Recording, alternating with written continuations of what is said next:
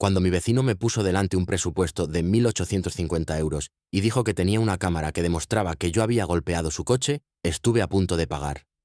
2 horas más tarde, un taxista llamó a mi telefonillo y me contó que había visto quién había hecho realmente el daño. Lo peor fue descubrir que mi vecino también lo sabía. Me llamo Marcos Uceda. Tengo 34 años y vivo desde hace 6 años en un edificio pequeño de Zaragoza. De esos donde 12 viviendas bastan para que todos sepan quién baja tarde la basura. Mi relación con los vecinos siempre había sido bastante normal, salvo con Héctor Luján, el propietario del Bajo, que tiene 57 años y un garaje individual junto al portal. Héctor no es especialmente desagradable, aunque tiene esa costumbre de convertir cualquier norma de la comunidad en una cuestión personal si alguien no la cumple exactamente. Y aquel viernes yo no cumplí una.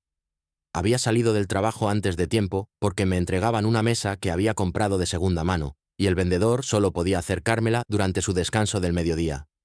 Frente al edificio no quedaba ningún hueco. Llovía bastante y terminé dejando mi coche con los intermitentes puestos delante de una parte de la salida del garaje de Héctor. No la tapaba entera, pero obligaba a maniobrar bastante para entrar o salir, algo que yo sabía perfectamente mientras descargábamos las 2 piezas de la mesa. Antes de subir, dejé mi número escrito en una hoja sobre el salpicadero, convencido de que aquello duraría 5 minutos, y entré cargando el tablero con el vendedor. El problema fue que una pata no cabía en el ascensor, tuvimos que subirla por las escaleras y, entre una cosa y otra, mi coche estuvo allí 12 minutos. Lo sé con exactitud porque, después, revisé la hora de un mensaje que envié al aparcar y la fotografía que hice al terminar. No estaba orgulloso de aquello. Mientras bajaba para mover el coche, vi a Adrián Luján, el hijo de Héctor, junto a la puerta del garaje, mirándome con una cara que dejaba bastante claro lo que pensaba. Adrián tiene 26 años, trabaja como repartidor para una empresa de material de oficina y todavía vive con sus padres, así que nos habíamos cruzado cientos de veces. Me dijo que llevaba varios minutos esperando para salir, y yo me disculpé inmediatamente porque, en ese punto, no tenía nada que discutirle.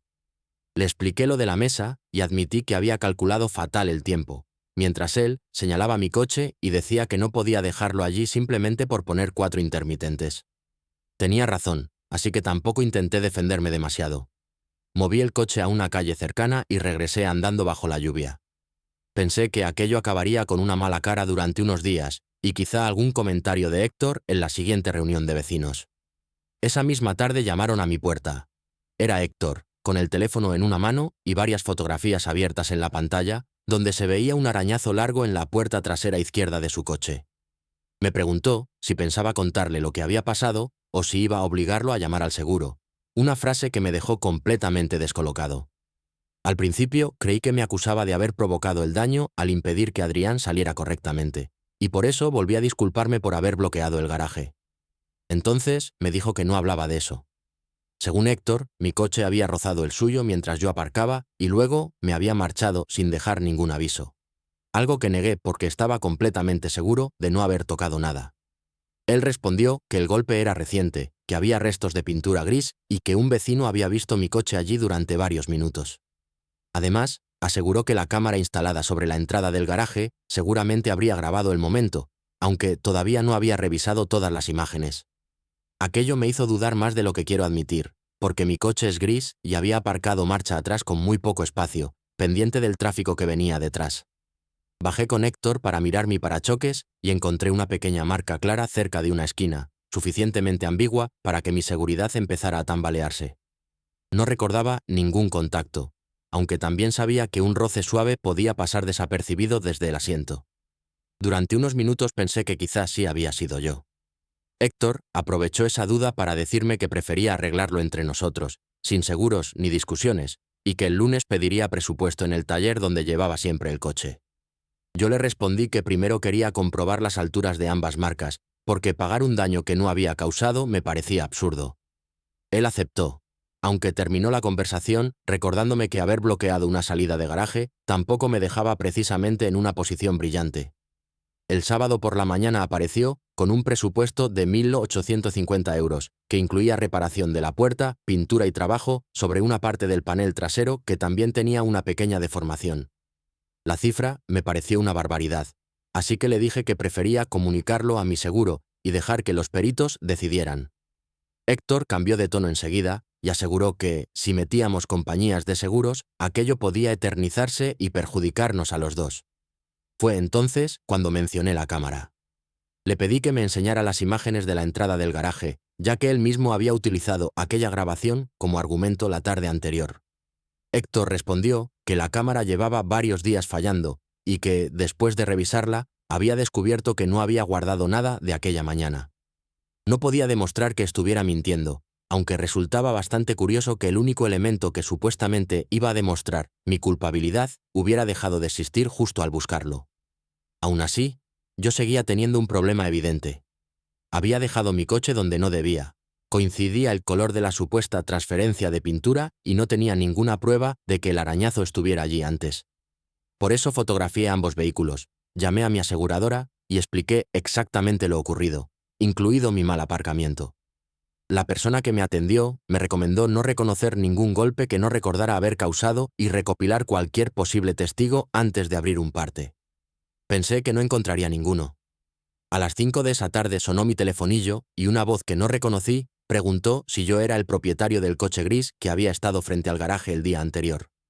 Bajé pensando que quizá era otro vecino enfadado, pero encontré a Tomás Vela, un taxista de unos 60 años que trabajaba habitualmente por aquella zona. Había regresado porque el viernes estuvo casi 20 minutos estacionado enfrente, esperando a una clienta mayor que vive en nuestro edificio. Tomás me dijo que había visto mi coche bloqueando parte de la salida y que incluso había pensado en avisarme, hasta que apareció Adrián dentro del garaje intentando sacar el vehículo de su padre.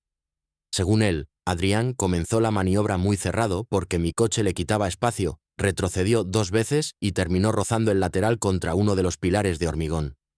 Tomás recordó el ruido porque Adrián salió inmediatamente, examinó el daño y golpeó el techo del coche con la palma de la mano. Mi coche nunca tocó el suyo. Le pregunté por qué había vuelto un día después, y me explicó que esa mañana había coincidido otra vez con su clienta, quien comentó en el taxi que había una discusión en la comunidad por un coche golpeado. Al escuchar que estaban culpando al vehículo gris que había bloqueado el garaje, Tomás se dio cuenta de que estaban contando una versión distinta a la que él había presenciado.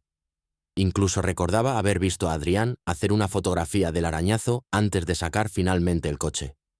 Llamé a Héctor desde la calle y le pedí que bajara, sin explicarle que Tomás estaba conmigo, porque quería escuchar una vez más su versión antes de enseñarle lo que acababa de descubrir. Llegó acompañado de Adrián y repitió que el daño solo podía haberlo causado mi coche, mientras su hijo permanecía callado mirando el suelo. Entonces, Tomás le preguntó directamente a Adrián si también quería explicar el golpe contra el pilar. Se quedó blanco. Durante varios segundos nadie dijo nada, hasta que Adrián admitió que había intentado salir pese al poco espacio y había calculado mal la distancia del lateral. Según él, entró en pánico al ver el arañazo porque su padre se enfadaría muchísimo, así que inicialmente dijo en casa que había encontrado el coche así. Héctor lo miró con una expresión extraña, y por un momento pensé que también acababa de enterarse. No fue así. Adrián añadió que esa misma noche había terminado confesándole la verdad a su padre, lo que significaba que Héctor ya sabía quién había provocado el daño antes de aparecer el sábado con aquel presupuesto.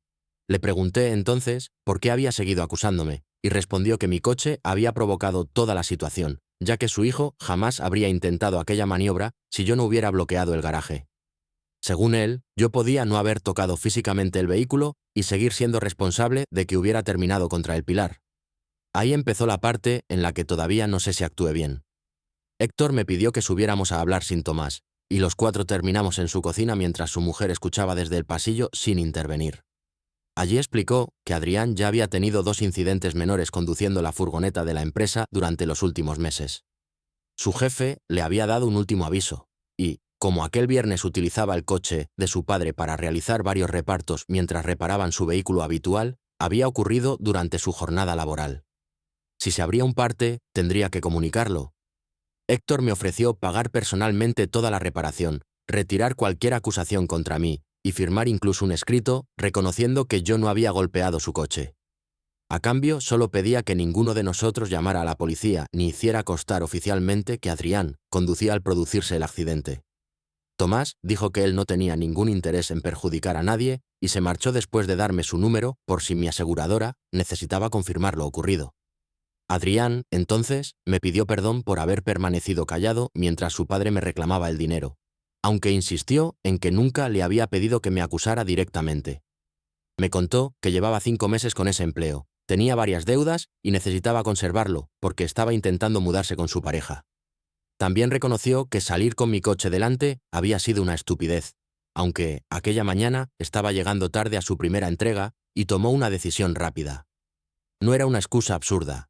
Yo mismo había creado parte del problema al aparcar allí, y si hubiese tardado 2 minutos menos, Adrián habría podido salir sin hacer ninguna maniobra extraña. Entendía perfectamente que Héctor quisiera proteger a su hijo, e incluso podía aceptar discutir si yo tenía alguna responsabilidad indirecta en los daños. Lo que no conseguía aceptar era que, sabiendo la verdad, hubiera vuelto a mi puerta con 1.850 euros escritos en un papel y hubiera intentado que yo pagara. Le pregunté a Héctor qué habría ocurrido si Tomás no hubiese aparecido. Primero respondió que seguramente el seguro habría descubierto que las marcas no coincidían, aunque unos minutos antes pretendía evitar precisamente que interviniéramos a las aseguradoras.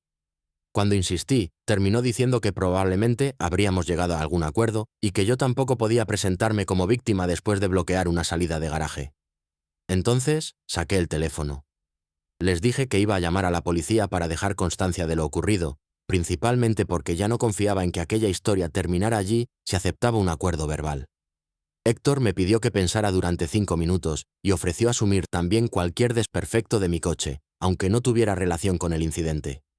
Adrián empezó a ponerse nervioso y me dijo que su padre había cometido un error intentando protegerlo, pero que denunciarlo podía costarle un trabajo que necesitaba de verdad.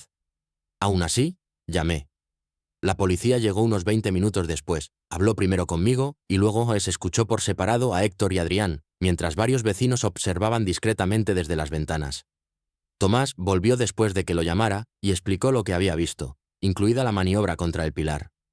Los agentes fotografiaron los vehículos y dejaron constancia de las versiones, aunque aclararon que las responsabilidades económicas acabarían resolviéndose entre aseguradoras si alguien abría un parte.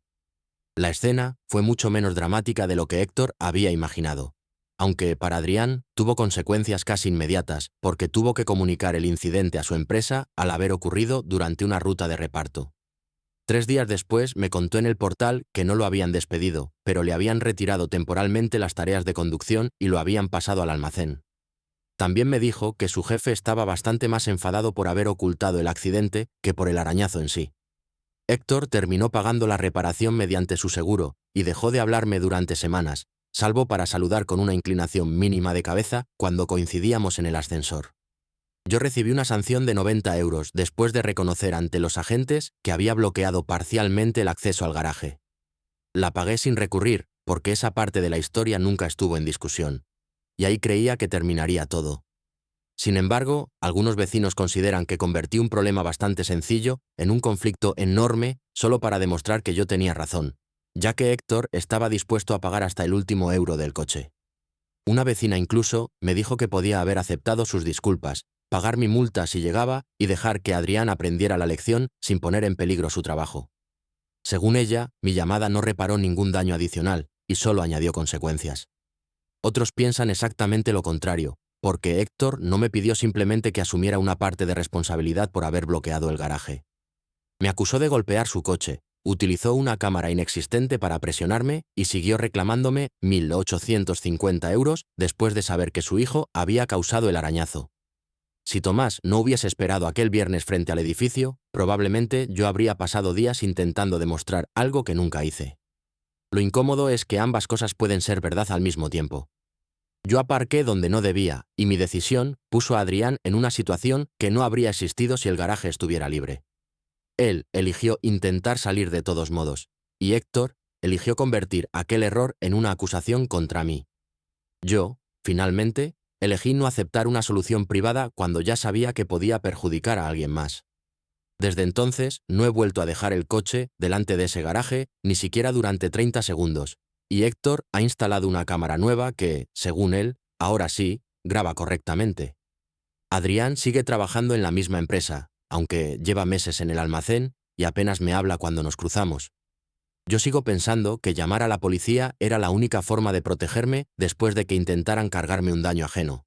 pero cada vez que veo los 90 euros de aquella multa, recuerdo que todo empezó porque yo decidí que 12 minutos no eran para tanto.